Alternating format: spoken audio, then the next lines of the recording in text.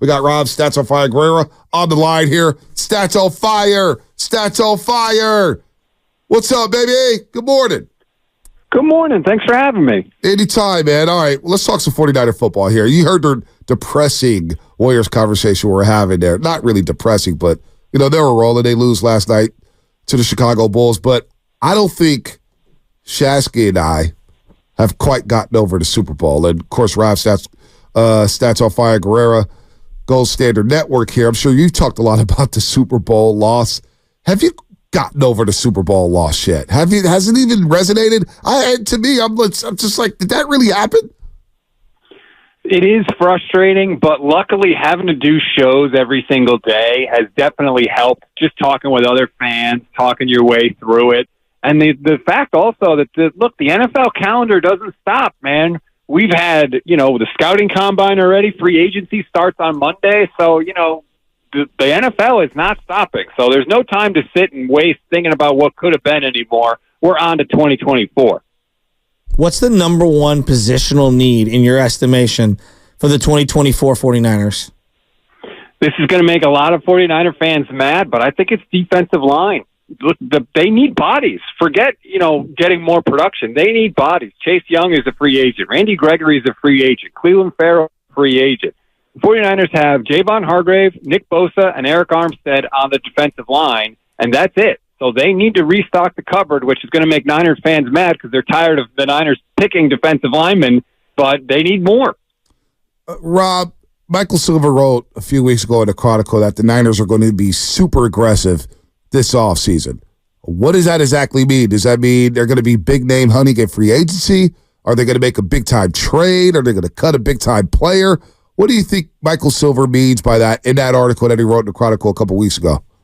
Yeah, that article jumped out to me. I was really surprised because not only did he say they're going to make a big move, but he also said they might move on from some veteran players on the team.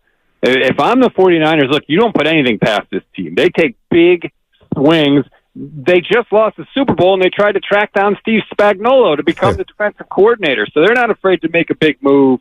Maybe it could be, a big free agent signing like we saw last year with Javon Hargrave, a Danielle Hunter, who's coming off a fantastic season with 16 sacks, who'd be absolutely incredible on this defensive line. They've been chasing down, a compliment to Nick Bosa ever since Dee Ford left. Like, they need someone on the other side. So maybe it could be that type of a move where they try to load up and make one final run at it with this main core in 2024. What were your thoughts on the coaching staff hires? Because, Brandon Staley triggers everybody, and bringing in Sorensen, nobody really knows anything about him. I mean, we've been trying to do work all week. Bonte, we have asked 1,000 different people behind the scenes. No one knows anything about this guy. I don't know how anyone can have an educated opinion on him. None of us know anything. Yeah, what is he? Is he a rah-rah guy? Is he a guy who's going to jump in your face? Is his veins going to pop out of his neck? And not like just Robert from his Wikipedia. Nobody knows anything. Yeah, look, I'm in that bucket, unfortunately. But I'll say this, people get triggered by Brandon Staley because they think of Brandon Staley, the head coach. Right. They don't want Brandon Staley to be the head coach of this team. We have one of those. They want Brandon Staley to be the guy that goes in the dark room and studies film for a whole week and comes out with a game plan that can confuse the other team. And you can say what you want about him, but he did that. He was able to do that with the Rams in 2020 when they were first in yards allowed and first in points allowed. And he was able to do that with the Chargers. Now, it wasn't always executed the way they wanted, and they had some injuries there that, hurt their defense. But I think if you could take the best aspects of Brandon Staley, which is his game planning, and combine that with a defensive coordinator in Sorensen, who, we don't know much about him, but we know he's been there and we know he knows the system. And if you could combine those two things, the Niners are thinking that's going to be the difference on their defense this year.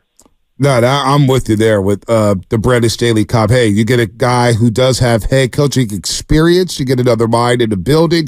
I'm not mad at that role for Brandon Staley with this football team here, but Brandon Aiyuk, that's going to be the big player talk, obviously, because he's due for some money. He does have the fifth-year option, and they're going to pick that up. And so he is still under contract. But what do you think happens with Aiyuk? Because he has been active on IG, and he's had some cryptic tweets or Instagram posts here. What eventually happens with Brandon Aiyuk, Rob, in your gut? What does your gut tell you about BA? I think he's going to stay. Debo was on with Kay Adams a little while ago. He said he doesn't see Aiyuk going anywhere. They want to reduce his cap number because right now it's around $14 million. If you sign him to a long-term extension, you could reduce that cap number. So those two things work well. And, the Niners kind of have all the leverage here, because what's Brandon Aiyuk going to do if he doesn't like the contract? The Niners have him on the fifth-year option, like you said. If they want to, the year after that, they could franchise him, and they could franchise him for 2 straight years if they really wanted to play hardball. I don't think the Niners are going to do that, but I think they're going to be able to find a comfortable compromise between Brandon Aiyuk playing on the 5th-year option and, setting the market, which is obviously what his agent would want to do if he could. They'll find some common middle ground. I don't think anybody wants to split up in this relationship. So ultimately, I think BA is back, and I think he's back for a few more years. If there were 2 elements of last year that I would redo, it would be the first one: Nick Bosa gets signed and is ready and in camp before any of the stall outs, and he is a hold in as opposed to a holdout in the way Debo was, where he was at practice. That's number one. The second one in season would be, I would have played some of the younger guys at linebacker more than they did, so that they were ready to take on a role, and not play Oren Burks as much as they did, and give Jordan Mason more touches so that CMC was a little more fresh and you had some diversity down the stretch. What's an element from last year that you would like them to redo this upcoming year? I want this offense to become Brock's team. I don't want it to be Christian McCaffrey. I don't want it to be Debo or Kittle or any of that. This offense needs to be Brock first. He always talks about, wanting to win for the other guys and all that stuff. That's got to be over. Brock Purdy has to be the planet around which this offense orbits, and I think they do it, and I think it becomes a Brock Purdy, Brandon Aiyuk offense first and foremost. No more hiding the quarterback, no more being scared of 3rd and long. Let it fly with number 13. Wow, so can they improve this vertical passing game? Because that vertical passing game really let them down. I thought it was very, I'll say average at best, and I'm probably being kind there in the Green Bay, Detroit, and of course the Super Bowl against Kansas City. We watched Kansas City, Shazka and I, for the press box. They were daring the Niners to beat them deep, daring them, and it was like, I don't know if I have any hope in this vertical passing game. So I would like that. I'm kind of with you there. I think we're saying the same thing, Rob, where I would like to see the vertical passing game evolve a bit. I would, and I think you do that by making 11 the featured target, not Debo Samuel. Debo, they got to put the ball in Debo's hands. The reason Debo catches the ball is because Kyle gets him open. Aiyuk can get open all by himself.